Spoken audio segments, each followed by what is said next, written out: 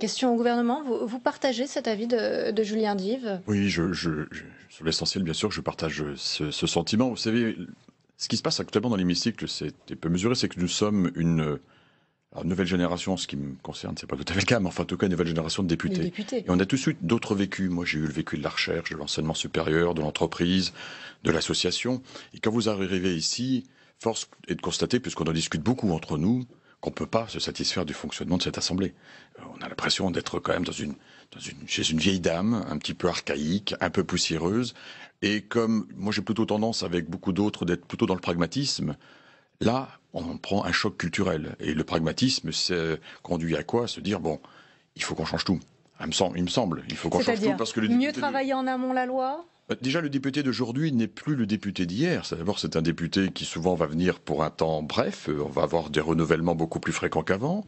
Ensuite, c'est un député qui n'aura plus qu'un mandat, un seul mandat, et donc qui va pouvoir consacrer, a priori, plus de temps à sa fonction parlementaire, à la fonction attendue. Donc, ne serait-ce déjà, repensons au calendrier.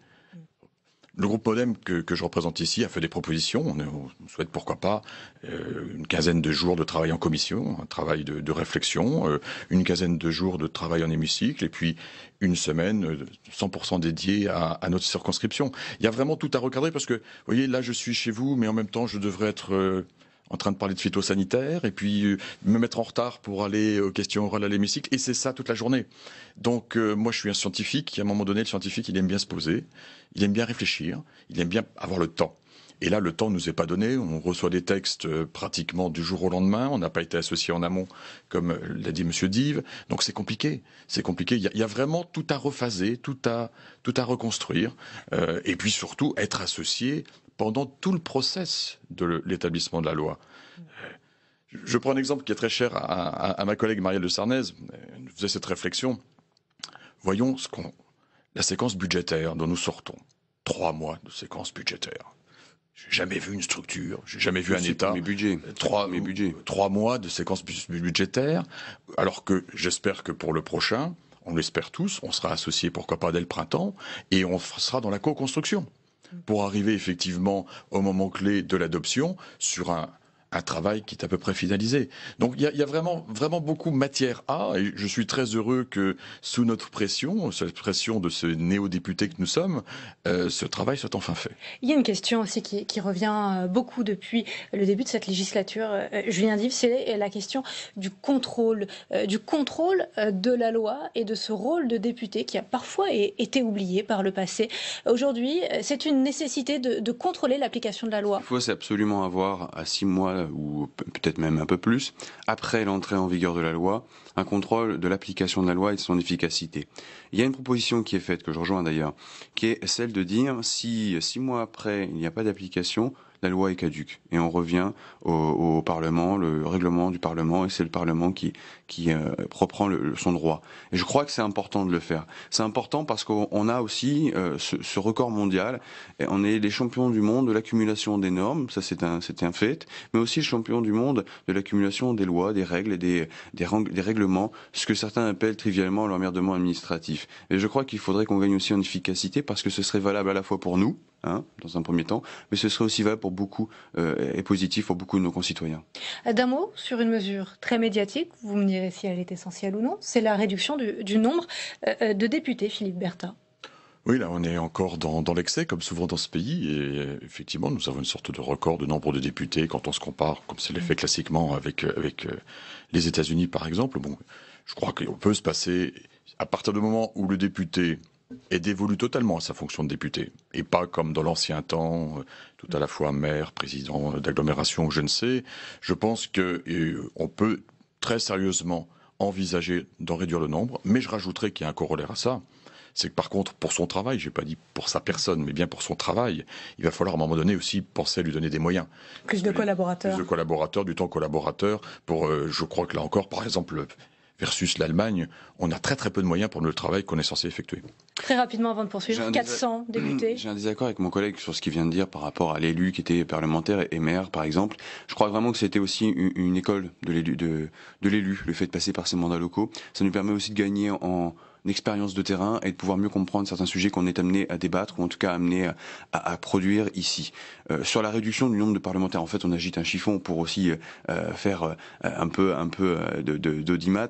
La réalité, c'est que 400 députés, peut-être, pourquoi pas. Moi, je pense qu'il faut faire un choix. C'est entre la réduction et la proportionnelle. Parce que la question de la proportionnelle, en fait, on va rentrer dans la démocratie des copains, où ceux qui seront bien placés parce qu'ils sont copains ou bien en phase avec le parti seront dans les hauts de liste. Et la réalité, c'est que ça se fera au détriment des territoires les plus éloignés, les territoires ruraux, où 60% de nos concitoyens vivent. Parce que la vraie question, c'est de savoir aussi être au plus près, quand on est parlementaire, c'est être au plus près de sa population pour mieux porter la voix de la population. Alors, on va passer à Valérie Brochard. Philippe Berta, est-ce que vous partagez cette analyse? Notre-Dame-des-Landes, c'est finalement une question aujourd'hui d'autorité de l'État. J'allais dire bonne fête Lucie pour commencer, parce que je trouvais que c'était la comparaison était un peu complexe.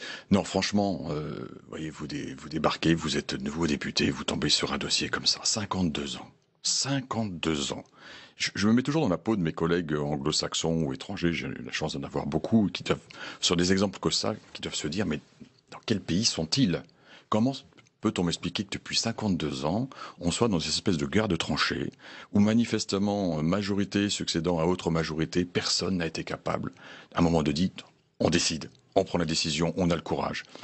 Et ça, je vois très bien pourquoi, parce qu'on est toujours dans cet électoralisme, dans cette souci du lendemain électoral Des conséquences politiques. Mais bien sûr, évidemment. Donc le courage n'y est pas. Maintenant, le courage, il me semble qu'il va être là. La décision, elle va être prise. On s'y pliera à cette décision, parce que maintenant, il faut arrêter. Est-ce que ça sera la meilleure des décisions? Je le souhaite. En tout cas, moi, je suis géographiquement loin de ces territoires, mais j'ai aussi mon mot de citoyen. Je veux savoir combien ça coûte, la petite plaisanterie, parce que c'est finalement mes impôts aussi qui vont être mis à contribution. Je veux connaître l'impact écologique. Je veux être sûr que la décision qui sera prise sera une décision, effectivement, non pas pour la prochaine élection, mais bien une décision, et je crois qu'on va vers ça, pour la prochaine génération. Et c'est ça qui m'intéresse ici. Le rapport d'experts remis ce matin, Julien Dive, ne privilégie pas l'une ou l'autre piste, donne des avantages, des inconvénients. Ce sera donc finalement au gouvernement de trancher en son âme et conscience. D'abord, je voudrais prendre la parole sur un sujet grave. C'est la question des situations de l'autorité de l'État sur son sol. Il est là le sujet aujourd'hui.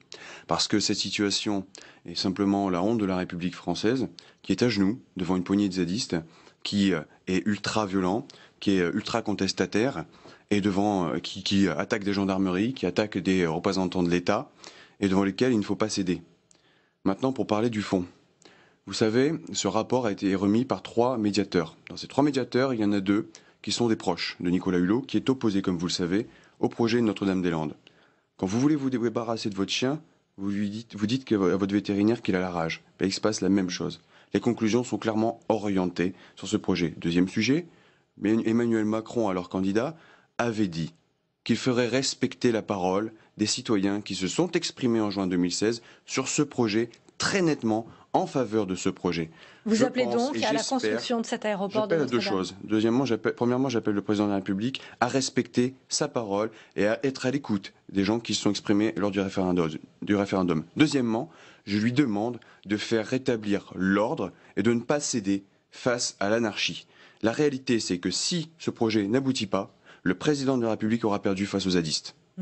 C'est votre sentiment aujourd'hui, Philippe Berta, avec cette consultation citoyenne qui s'est tenue, c'était le 26 juin 2016, avec ce pour l'aéroport de Notre-Dame-des-Landes. Est-ce qu'il faut respecter cette consultation populaire? A-t-elle une valeur aujourd'hui?